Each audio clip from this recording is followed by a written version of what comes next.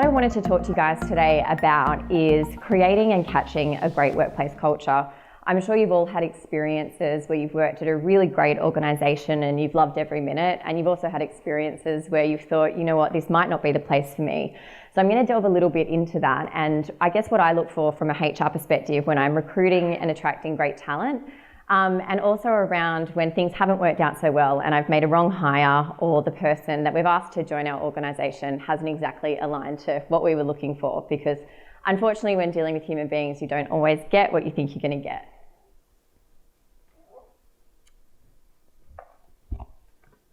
Sorry guys, I'm just going to do it old school. So what is a workplace culture? So I often ask people when I'm interviewing them what they expect or what they look for when joining a new organisation, what's important to them.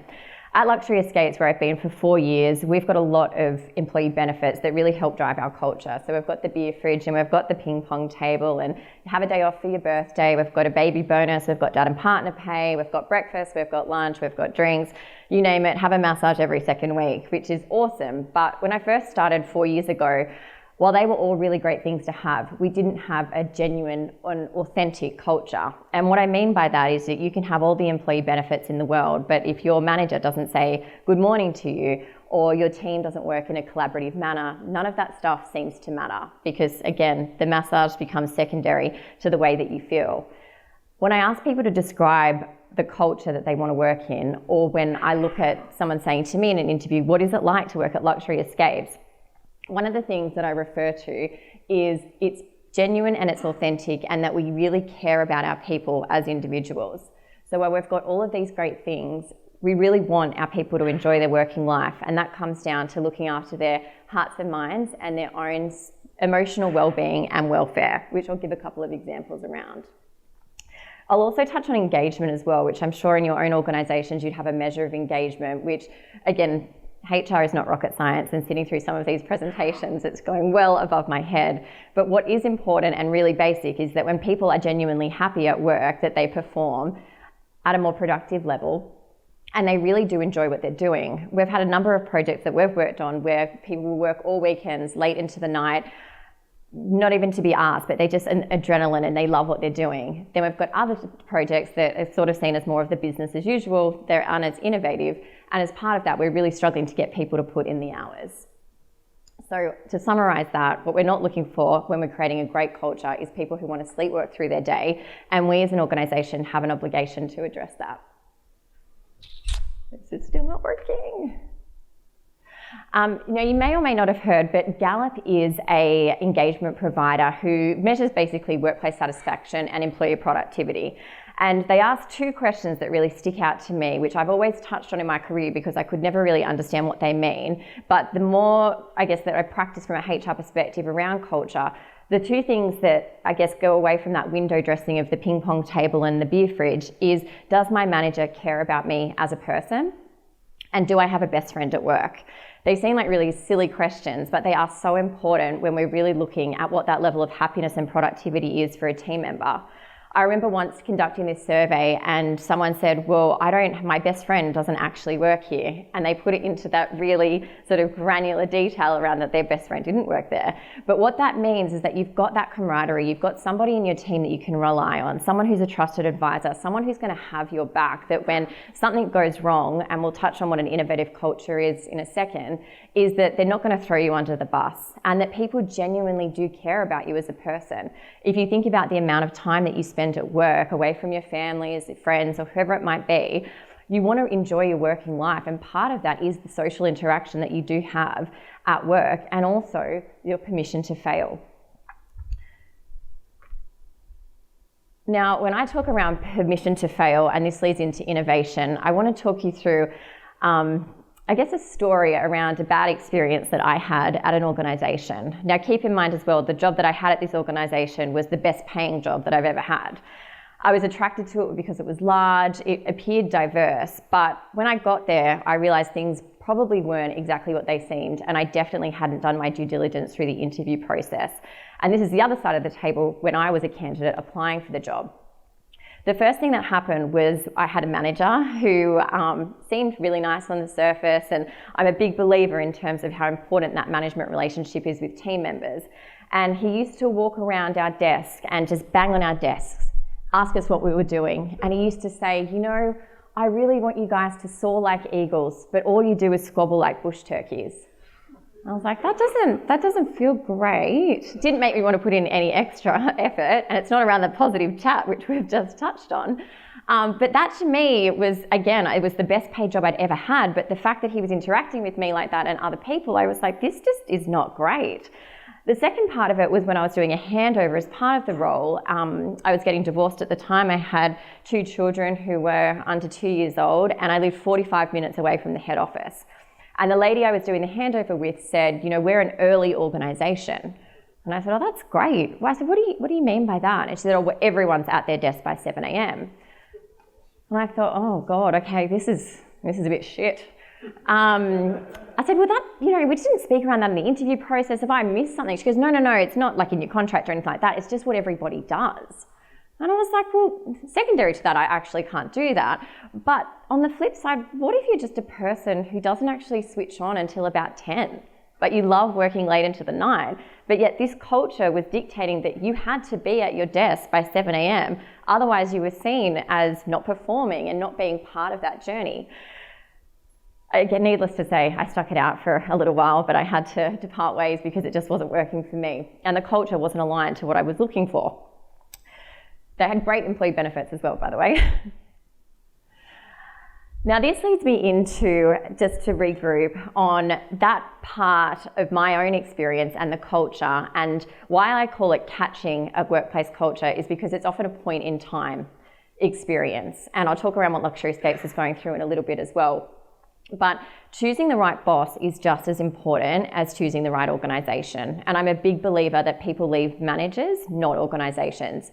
That's the earlier example that I touched on, is that unless that person cares about you as a person or listens to you or actively seeks to understand exactly what you're going through, then you're never ever going to be able to balance that out with the culture or the employee benefits and that genuine and authentic experience that you want to have at work. So when I touch on that, and just linking this all back to serverless, and I'm sure why you guys are here today, is you don't wake up in the morning because from a tech perspective, you just want to maintain the status quo, is you want to innovate and you want to be part of something that's bigger than yourself. I know at Luxury Escapes, I'm lucky enough to sit with a group of 40 exceptional tech and product guys who every day show so much courage because they are constantly challenging the way that we do things. And with that, we've got managers and leaders in our business who support our culture of innovation because they give permission to fail. Our teams show a lot of vulnerability being that they're doing things when they don't know what the outcome is. And sometimes they work and they're amazing, and sometimes they don't. But we have that safe environment where it's okay to try, because if we don't try, we're never going to succeed. As you guys would know, Steve Jobs said, it doesn't make sense to hire smart people and tell them what to do. We hire smart people so they can tell us what to do. And that's exactly the culture that we try to create from an innovative perspective, because the people who are there on the tools every single day, who are talking to our customers, who are bringing that in from a tech or product perspective and making sure that they deliver on that, there's no point in us dictating what that looks like, and hence the reason for our culture and innovation and how it all links together, including what we expect from our managers and leaders. When I talk around permission to fail and how this links in to an innovative culture, we look at 2 things. One is that emotional welfare, so that you're all in the room and you know that things could go really shit or they could be amazing, but you're all on the same board to say, if it does, I've got your back and we're in this together. The second part of this, and whether you're currently in a job, you're looking to stay, you're looking to leave, you're looking to go, or you're actually building a team and recruiting for people at the moment, is one thing that I always rely on is looking at character and competence through a recruitment process. I've had 2, probably more, but 2 big fails when I've hired people from a recruitment perspective, when I haven't done my level of due diligence because I've only looked at them from a competency perspective. Both the people that I hired were the most qualified on paper. They had the most exceptional experience and formal qualifications. But what I missed was the character. And the character was their own personal values, their belief, how they interacted with other people. And it just didn't work out because they weren't aligned to an innovative culture. They didn't have a permission to fail. They didn't respect how we work with each other. And when I look back on that experience and I think, oh God, how did I get that so wrong? I had never actually met them face to face. I'd been traveling at the time for work and I'd just done a phone interview, and I hadn't really delved into that character around their own values and beliefs. And again, you learn the hard way, and it's very expensive when you do get it wrong, and you won't always get it right, but just something to think about when you are recruiting for your own teams as well. So doing your due diligence, and I know that lunch is ticking very quickly, and they always say you only ever remember 3 things from a presentation, so I'm hoping that you guys might take some of this out, whether, as I said, you're looking to leave an organisation or join a new organisation, is make sure that you do the hard yards. So when hiring, you need to look at that candidate and you need to do the would I work for them test, because I always think when I meet that candidate, if I personally wouldn't work for them, I can't expect my team to. Always remember as well that in an interview process, that's the best, the absolute best that you're ever going to see that person. It's all downhill after that. So if you have any inkling that this person may not be right to join your organisation, do not hire. And as I said, I've learnt that the hard way. Always go with gut feel as well. And it could be gut feel for whatever's going on, and you're not always going to, hire like for like. It's all around diversity of thinking and hiring people who don't have the same skill sets as everybody else, because that's not going to work either. But if you have any inkling from a gut feel perspective, make sure that you delve into that a little bit further as well. Now, if you are the candidate and you are looking to join a new organisation, and those things that we've spoken around from an innovative culture and that permission to fail and the hearts and minds around what you want to be part of, make sure that you ask the right questions. Do your due diligence. Go online, go onto Glassdoor, go onto LinkedIn, talk to other people who currently work at that organisation. And one question that I never get asked, which I always think is so important, is ask why the previous incumbent left. Because if the answer is, oh, we've had a few people in the role, we haven't been able to get anybody to stick around, again, do your due diligence as to why. On the second of that, if the person's been promoted into a new position or a higher up position, that's fantastic. It shows that it's got career progression. But don't be afraid to ask those questions, because I find so many candidates are just so fixated on getting the job that they miss out on doing that due diligence, and then they're stuck in a role that they thought was okay, but they've just made a jump, they've decided to leave in other organisations. So it's just so important when going out to market that you look at those things. And I always say as well, from a brand perspective, is do the Bbq test. So if you're at a barbecue having a beer or a glass of wine on a Saturday afternoon and someone asks you where you work, make sure that that place is a place that you're really excited to share with them, not the place that you're like, oh God, I wish they hadn't asked me that question.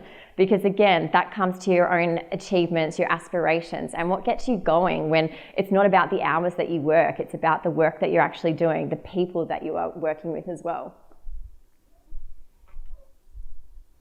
And this is my last slide, so hopefully I've caught up a little bit of time for you guys. But as I said, I work at Luxury Escapes. I've been there for 4 years, and we've been through a huge amount of change in terms of the process that we've gone through. We were recognised as an employer of choice at the Australian Travel Awards late last year, with less employee benefits than we've ever had. So we've really tried to streamline them down because, again, part of us was creating a culture of entitlement, but to also give back in a more meaningful way in terms of from charity and philanthropic events to make sure that we're giving back to the communities in which we work. But we won that award, in my opinion, and we had a better chance then than we did 4 years ago when we had more actual benefits because of that interaction and the leadership capability that we've grown over that time.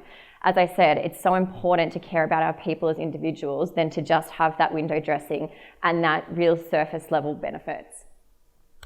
I wanted to just touch on again that culture is a point in time. So we've gone from a startup, we're now at a scale, and we're looking at as we grow, and they call it world domination, which we're really trying to do.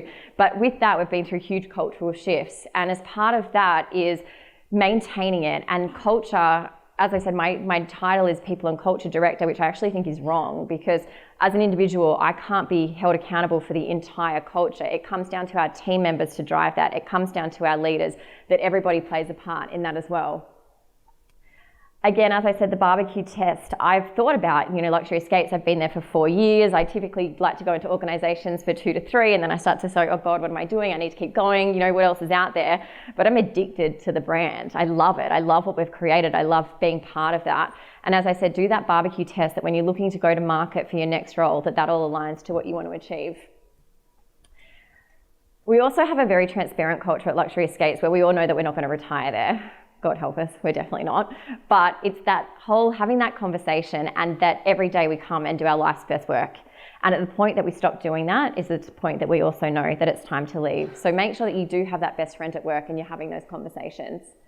And as I said, just to regroup on that innovative culture, make sure if that's important to you, which again, I can only assume it is being part of this conference, that you do have that authority and you do have that courage to make sure that when you're looking at projects that you do try different things, knowing that it's not always going to work out, but that it's better to ask forgiveness than it is for permission. Thank you.